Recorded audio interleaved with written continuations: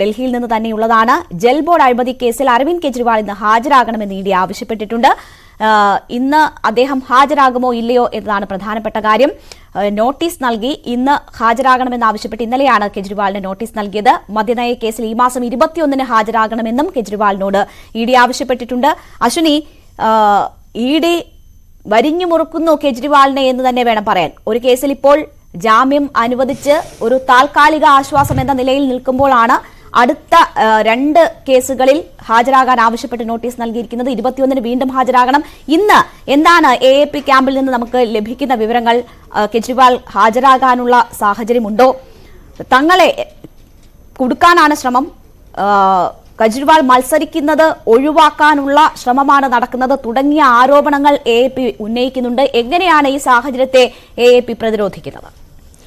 രേണുക സൂചിപ്പിച്ചതുപോലെ തന്നെ ഇത് അരവിന്ദ് കെജ്രിവാളിനെ സംബന്ധിച്ച് അല്ലെങ്കിൽ പ്രതിപക്ഷ മുന്നണിയെ സംബന്ധിച്ച് വളരെ നിർണായകമാണ്. കാരണം നേരത്തെ തന്നെ പ്രതിപക്ഷ നിരയിലെ പ്രമുഖരായ പലരും ഇഡിയുടെ കേസുകളിൽ കുടുങ്ങി അറസ്റ്റിലായി ജയിലിലാണ്. പ്രത്യേകിച്ച് ആം ആദ്മി പാർട്ടിയുടെ 3 നേതാക്കളെ ഇഡി അറസ്റ്റ് ചെയ്തിരുന്നു. ഇതിൽ 2 പേർ ഇപ്പോഴും ജയിലിൽ തുടരുകയാണ്. ഇതിന് പുറമെയാണ് ഹേമന്ത് സോറൻ, അതായത് ജാർഖണ്ഡ് മുഖ്യമന്ത്രിയായിരുന്ന ഹേമന്ത് സോറനെയും ഇഡി അറസ്റ്റ് ചെയ്തത്. ഇത്തരത്തിലുള്ള ഒരു സമ്മർദ്ദം അല്ലെങ്കിൽ ഇത്തരത്തിലുള്ള ഒരു അറസ്റ്റ് അടക്കമുള്ള സാധ്യതകൾ AAP തള്ളിക്കളയുന്നില്ല എന്ന് വേണം നമുക്ക് ഇതിൽ നിന്ന് മനസ്സിലാക്കാൻ. അതുകൊണ്ട് തന്നെ ഇന്ന് അരവിന്ദ് കെജ്രിവാൾ ഹാജരായേക്കാനുള്ള സാധ്യതയും വളരെ കുറവാണ്. കഴിഞ്ഞ ദിവസം കോടതി ഹാജരാകാത്തതിനെ അരവിന്ദ് കെജ്രിവാളിനെ വിമർശിച്ചിരുന്നു. ജാമ്യം അനുവദിച്ചിരുന്നെങ്കിലും ഇത്രയധികം സമൻസ് നൽകിയിട്ട് ഹാജരാകാത്തതിൽ അരവിന്ദ് കെജ്രിവാൾ വിമർശിക്കുകയും ചെയ്തിരുന്നു. ഇതിന് പിന്നാലെയാണ് കോടതിയിൽ നേരിട്ട് ഹാജരാകാൻ ആവശ്യപ്പെട്ടതും. ഇത്തരത്തിലാണ് കഴിഞ്ഞ ദിവസം കെജ്രിവാൾ നേരിട്ട് ഹാജരായതും.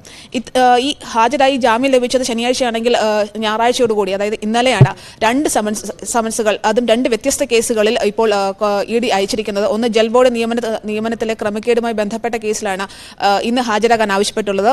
മറ്റൊന്ന് ഈ മദ്യനയ കേസിൽ തന്നെയാണ് വീണ്ടും സമൻസ് അയച്ചിട്ടുള്ളത്. അതുകൊണ്ട് തന്നെ ഇത്തരത്തിൽ ഇന്ന് ഹാജരായില്ലെങ്കിൽ, ജൽ ബോർഡ് കേസിനകത്ത് ഹാജരായില്ലെങ്കിൽ പോലും മദ്യനയ കേസിനകത്ത് അരവിന്ദ് കെജ്രിവാളിന് ഹാജരാകേണ്ടി വരും. കാരണം നിലവിലെ സാഹചര്യത്തിൽ 8 സമൻസുകളാണ് ഈ കേസിൽ മാത്രമായി അരവിന്ദ് കെജ്രിവാളിന് അയച്ചിട്ടുള്ളത്. ഇതിപ്പോൾ നൽകിയിട്ടുള്ളത് 9ാമത്തെ സമൻസാണ്. ഇതിന് ഹാജരായില്ലെങ്കിൽ അറസ്റ്റ് അടക്കമുള്ള നടപടികളിലേക്ക് വേണമെങ്കിൽ ആവശ്യമെങ്കിൽ ഇഡിക്ക് നീങ്ങാൻ സാധിച്ചേക്കും എന്നൊരു സാധ്യതയും നമുക്ക് തള്ളിക്കളയാൻ പറ്റത്തില്ല. എന്നാൽ ഇന്നത്തെ ജൽ ബോർഡ് നിയമന കേസിൽ അരവിന്ദ് കെജ്രിവാൾ അതായത് സമൻസ് അയച്ച് ചോദ്യം ചെയ്യലിന് ഹാജരാകാനുള്ള സാധ്യത വളരെ കുറവാണ്.